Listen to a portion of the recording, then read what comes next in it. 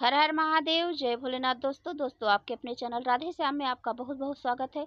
दोस्तों, पूरे सावन महीने का व्रत या फिर सिर्फ सोमवार का व्रत, पूरे सावन सोमवार का व्रत यदि आपने किया है तो उद्यापन जरूरी है करना।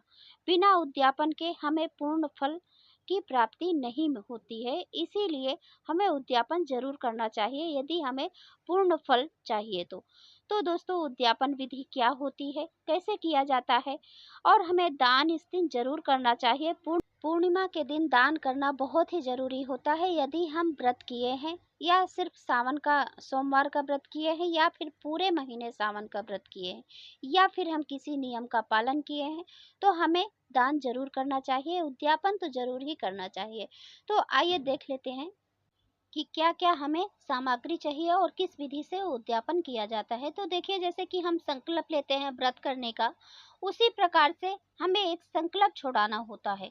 तो ये सारी सामग्री आप एक एक करके, जैसे कि अब मैं दिखा रही हूँ आपको, तो आप देख लीजिए कैसे किया जाता है उद्यापन और कैसे क्या क्या सामान देना चाहिए।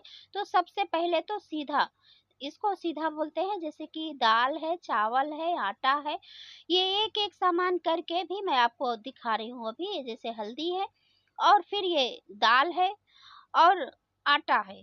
तो दोस्तों, पहले तो ये बता दूं कि इतना मतलब निकालना कि एक पंडित को, पंडिताई जी को या फिर एक परिवार को तो खाना बनाने के लिए हो ही जाए। तो छोटी कटोरी थी मेरी ही, इसीलिए थोड़ा उसमें कम है, मैं उसमें और मिलाकर फिर दूंगी पंडित जी को।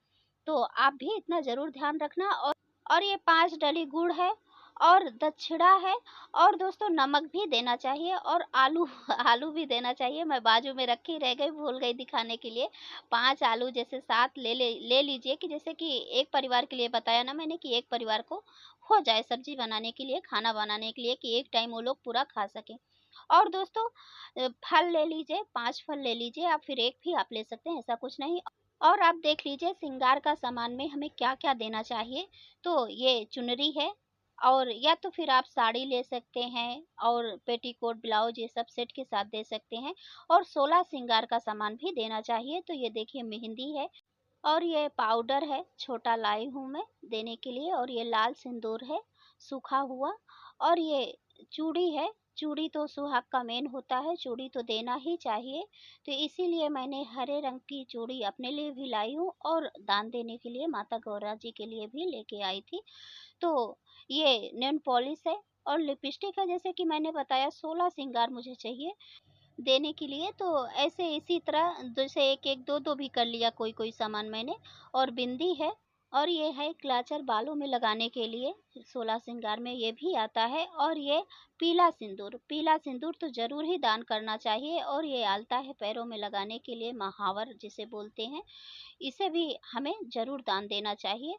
और दोस्तों, फिर हमें ये बिंदी, ऐसे पत्ते वाली भी बिंदी लेके आई थी और डब्बे वाली भी दोनों लेके आई थी, तो ये दान देने के लिए। जैसे कि हमें 16 श्रृंगार देना चाहिए दान में, तो इसीलिए मैं जैसे एक एक सामान नहीं हो पाया तो जैसे दो दो सामान लगा दिया, मैंने 16 सामग्री कर दिया है।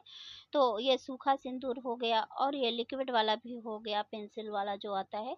और ये काजल है, काजल भी देना बहुत ही शुभ होता है, सुहाग की निशानी होती है काजल, सिंदूर, बिछिया और ये बिंदी तो बहुत ही ज़्यादा ज़रूरी होता है, देना ही चाहिए। और फिर यथाशक्ति जितना हमारे है उतना दक्षिणा ज़रूर देना चाहिए, क्योंकि फिर भी कुछ भी आप दे तो भी दक्षिणा बिना अधूरा ही रहता है। और ये जैसे कि श्रृंगार का सामान तो हो गया, और ये पंडित जी के लिए भी कपड़े लेकर आई हूँ। तो ये तौलिया है, लेने तो गई थी अंगोछा, लेकिन तौलिया मिल गया तो मैं बोली चलो ठीक है यही दे देती हूँ। तो तौलिया है और टी शर्ट पैंट है। तो ये हम पंडित जी को दान में दे देंगे पूरा सामग्री। और देखिए, यदि आपके पास पूरा श्रृंगार 16 श्रृंगार नहीं है या फिर तौलिया वगैरह नहीं है पंडित जी को दान देने के लिए, तो आपको सबसे ज़्यादा ज़रूरी क्या होता है दान के लिए। जैसे ये छोटा पैकेट आता है, मार्केट में आ जाएगा, 20-25 रुपए का आता है, और ये 10-5 रुपए की चुनरी आती है। तो आप इसमें टोटल खर्च हुआ 30-40 रुपए। आप ये लगाकर, और खाना तो हम लोग खाते ही हैं, तो जो हम खाते हैं हमें वही दान देना चाहिए, ना कि हम महँगा खरीद कर दान देंगे और ना ही हम सस्ता खरीद कर दान देंगे, क्योंकि यही विधान होता है कि जो हम खाते हैं उसी में से निकाला जाता है। तो आप दाल-चावल अपने भोजन में से निकाल कर दान दे दीजिए। फिर थोड़ा-सा हाथों में जल लेकर चारों तरफ ऐसे घुमा दीजिए, आचमन जैसे किया जाता है। फिर घुमाने के बाद आपको नीचे छोड़ देना चाहिए पृथ्वी पर जल, और सारी सामग्री हाथों से छूकर फिर आप दान दे सकते हैं। तो ज़रूर दान दीजिए जितना यथाशक्ति है। मैंने दोनों प्रकार से बता दिया है कि आप इस प्रकार से कर सकते हैं। यदि सामर्थ्य है तो 16 श्रृंगार और वस्त्र दें दान। यदि नहीं सामर्थ्य है तो आप बस सीधा जो खाते हैं आप वही निकाल कर, लेकिन हाथ साफ और शुद्ध होना चाहिए। तो दोस्तों, आपको ये वीडियो कैसा लगा? यदि अच्छा लगा हो तो लाइक और शेयर करें। धन्यवाद।